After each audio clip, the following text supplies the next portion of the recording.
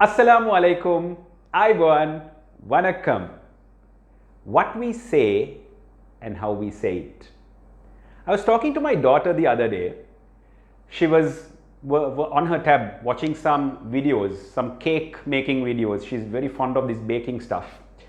So I walk up to her and I go, "Sweetheart, what are you doing?" That I'm watching some cake videos. Why are you wasting your time watching all of this stuff? It's utterly useless things, isn't it? Can you please go and make use of your time and do something useful with yourself? My daughter gets up, okay dada, puts her chin down and walks off.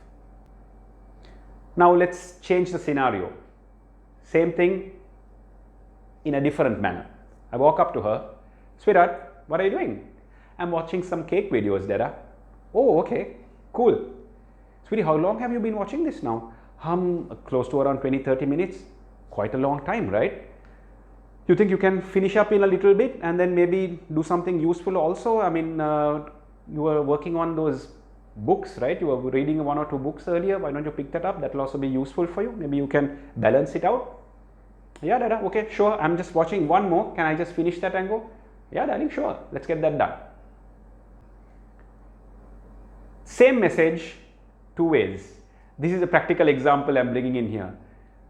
What we say, how we say it, which can change things so much in terms of the situation and the relationship between the two people we are conversing or who we are conversing with.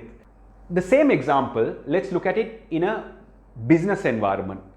For example, when we are conversing with a customer, I am selling something to a customer and I want him to purchase a particular product from me or a service. So in scenario number 1, how I say things. "So I have seen you advertising enough and more in certain mediums. This package is only X amount. I'm sure a business like you can afford something like this." Now, what does this do to the customer? When I put this kind of message across, I am questioning his ability in terms of spending advertising money, as opposed to putting it in a different manner. For an example, so I'm very confident of the product we have currently with us. It has worked very well and the ROI on this is extremely high for most of my customers who has purchased it from me.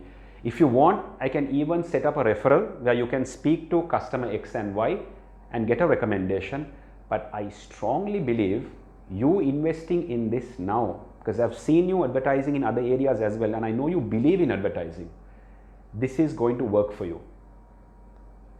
In scenario number 2, it's the same message I have put across, but how have I done it?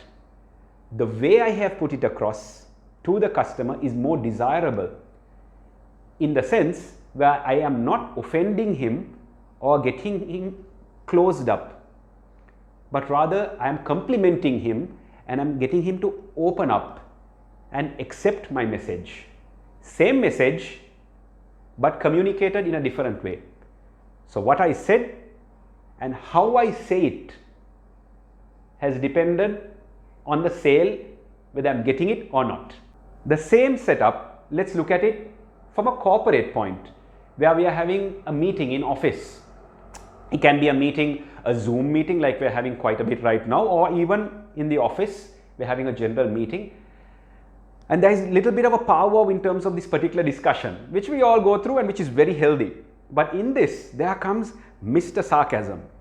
So in the conversation, when I am speaking, I happen to put it in this way.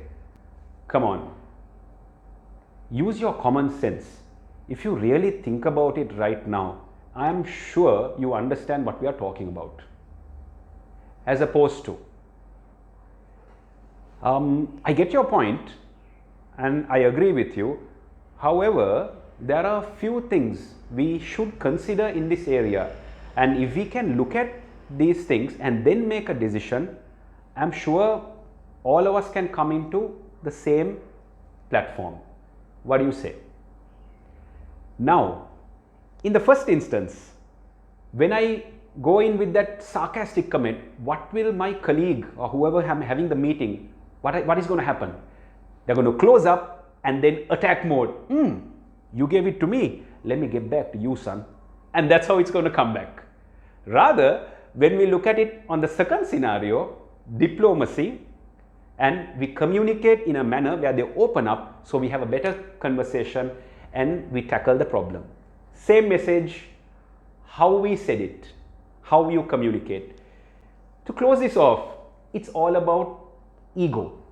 If we can have control over our ego and talk to our ego and say, look, it's not worth it to get one up on this. It's better to communicate in a cordial, respectful manner so that we can have a better conversation and the relationship will not break, but rather the relationship will foster and improve, and that's what we should do. So let's have better conversations, improve relationships. It's not what you say is important, but more importantly, how we say it in a respectful manner without letting ego take over us is extremely important to build lovely, beautiful relationships in your personal life and in your official and business life. I wish you all the very best. Happy communicating. Assalamu alaikum.